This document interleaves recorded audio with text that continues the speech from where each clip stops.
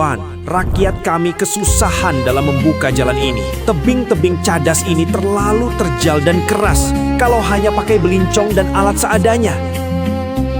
Kalau kamu mau, ikutlah bersama kami bekerja. Itu pun kalau kamu mau. Untuk bisa makan, kamu harus bekerja. Anakku.